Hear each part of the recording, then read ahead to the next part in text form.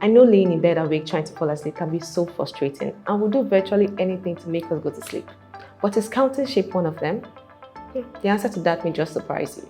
My name is Dr. Kelly and you're welcome to Prime Health 360.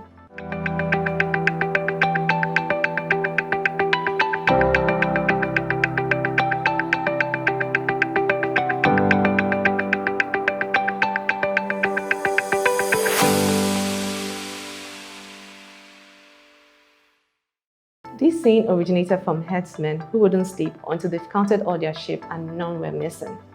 And they passed this advice down to generation, saying, and I quote, "If you can't fall asleep, just count sheep till you drift off to a peaceful slumber." But then, does this apply to modern life? In 2013, a research was carried out at Oxford University to put this question to test. Participants were asked to count sheep before they fall asleep. After the research, the results were read and the verdict came out false. First, insomnia cannot be cured by counting sheep. Rather, if you count sheep to put yourself to bed, you just end up doing it continuously for a long time without actually curing the insomnia. That's a lack of sleep. There are lots of factors that can interfere with a good night's sleep, such as stress, family responsibilities, or illnesses. And since we cannot control all those factors that can interfere with our sleep, but at least we can indulge in good habits to promote a better sleep. One of those habits is sleeping with the lights off. When it's dark, the hormone melatonin is produced, and that is called the sleeping hormone. This hormone makes us sleep better. But when the lights are on, the body seems to think that it's day and it expects us to be active, making it difficult for us to fall asleep. So let's endeavor to always dim our lights so you can sleep better. The second point is no blue light close to bedtime. What is blue light? Blue lights are lights from our phone screen or our laptop screen. I'm sure most of us are used to pressing our phones or being our laptop and fall asleep in the process, but that is wrong. Because of consistently doing that, we dysregulate your melatonin hormone, which is the sleep hormone, and that will affect us in the long run, giving rise to insomnia, because of our body is not used to that dysregulation. So we should endeavor to not press our phone 1 hour close to our bedtime. The third point is lower the room's temperature before you go to bed. This is obvious. When the room is colder, we sleep easier and better. But when the room is hot, we feel so irritable and uncomfortable that we can barely even sleep.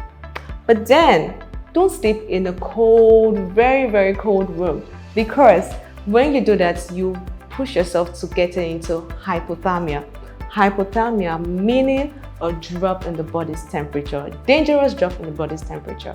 And when you're in this stage, you feel numbness in your hands, you're so cranky, joint pain, and stiffness.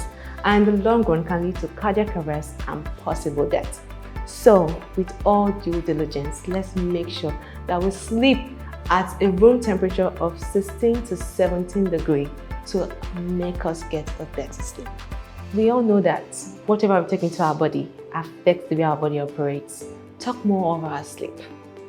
Take for instance, caffeine, that is our coffee. It stays in the body for 6 good hours, so it's best we take it 12 hours before bedtime. Also, coffee can also be a diuretic. A diuretic is something that causes increased production of urine. So if you take coffee towards bedtime, you will end up standing up every second to go and urinate.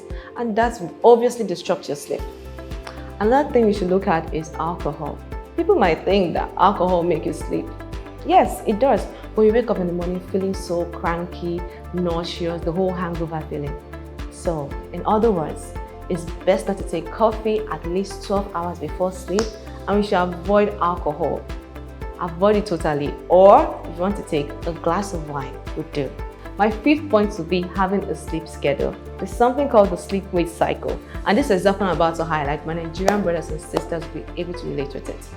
Take for instance that teenage girl in boarding school who is conditioned to sleep every day by 10 p.m. and wake up every morning by 5 a.m. We will notice that consistently doing that, her body will be so used to it that without even an alarm or anything, she goes to bed by 10 p.m. and automatically wakes up every morning by 5 a.m. That being said, it's advisable to have 7 hours of sleep. Let us take our time to set aside 7 hours of sleep and make sure we get up and go to bed at that particular time every day to be able to have a good sleep-wake cycle. The sixth point we're talking about is exercise.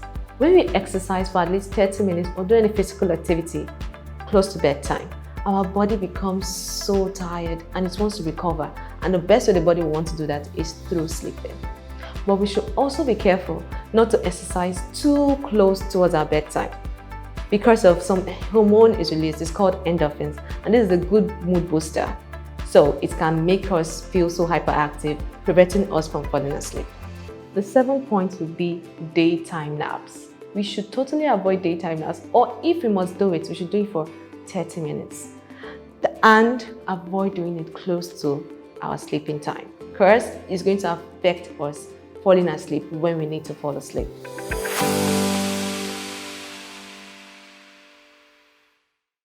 That being said, let us dim our lights when we're going to bed, avoid blue light 1 hour before going to bed, stay clear from daytime naps, exercise or do physical activity 30 minutes before bedtime, and also avoid things to take into our body like caffeine or alcohol.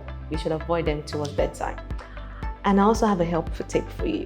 When you're lying down in bed and for 15 minutes you haven't fallen asleep, don't stay in bed. Get off bed, do something relaxing, stretch, say a word of prayer, listen to music, but don't do it on your phone. After doing that, you can go back to bed. Because if you keep lying down in bed tossing, it only creates anxiety and prevents you from going back to sleep. Don't forget to subscribe to our YouTube channel and hit the notification bell so you can be notified whenever we upload a new video. Follow us on our social media platforms and do visit our website www.primebusiness.africa.